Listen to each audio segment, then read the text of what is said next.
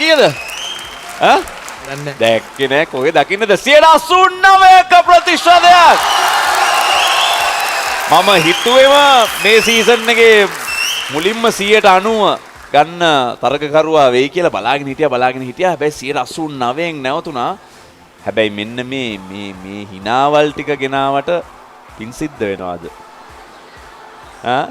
අමලුත් දැන් මේ කියාගන්න දැන් අර දැන් කොලේක කොහොම හරි ගහගත්තා. දැන් කතා කරගන්න උමනාව ඉන්නේ මට පේනවා. ඇත්තටම සාරංග මේ දැන් ඔයා කිව්වා වගේම මේකේ 190 කියන එක ඇත්තටම මම සින්දුවේ මුල හරියම ගැව්වෙත් ඒකටම තමයි උඩට යන්නම තමයි ගාලා දුන්නේ.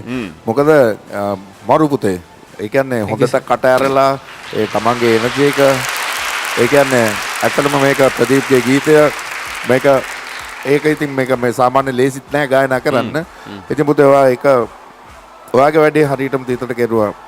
මරු බුලට් එකක් ඉන්නවා. අපිට ඉස්සරහට ගෙනියන්න. මට හිතෙනවා මේ සින්දුව අහගෙන ඉන්නකොට වෝට් ගන්න අමතකුණාක් දන්නෙත් නෑ. නෑ මම ටක් ගාලා ගාගත්ත ඒකයි මොකද මට ඕනේ වුණේ යවන්නම උඩටම ගෙනිය ගන්න. ප්‍රේක්ෂක අතර ෂුවර් එකටම එහෙම මිස් වෙච්ච කට්ටිය ගොඩක් ඉන්න ඇති. චන්ද්‍රලේඛා මොකද හිතෙන්නේ? පුංචි උනත් අර කොච්චි කරල සරයි වගේ තමයි.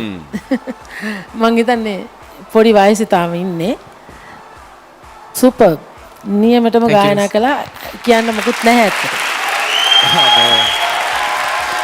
අතනම මේ ප්‍රොෆයිල් එක වදිනකොට මෙතන මහක්කත් එක කීකීටි මෝ මේ හරි උරුබූටි මොගේ මොනාරි ප්‍රියමනාපයක් කියලා. නෑ ඇත්තටම ඉතින් ඒක තියෙන ඒ අර නලු පෙනුමක් තියෙනවා. ඔව් පැණි ගතියක් තියෙනවා.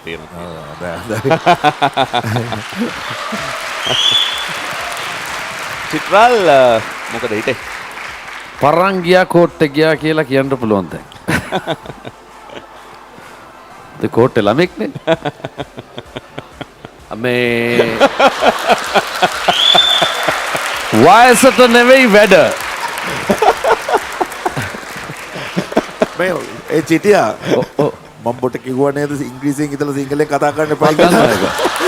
මම පර්පස්ලි කරන්න මේක. ඇත්තම පර්පස්ලි ගන්නේ මට කියන්න තියෙන මෙච්චරයි.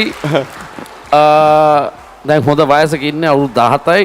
මේ දෙමාපියන්ටත් එක්ක මම කියන්න ඕනේ මෙන්න දැන් පටන් ගන්න මෙන්න හොඳම බුලට් එකක් ලංකාවේ බිහි කරන්න පුළුවන් මෙන්න මේ වගේ කෙනෙක් එක්ක සුබ පතනවා හදවතින්ම. Thank you.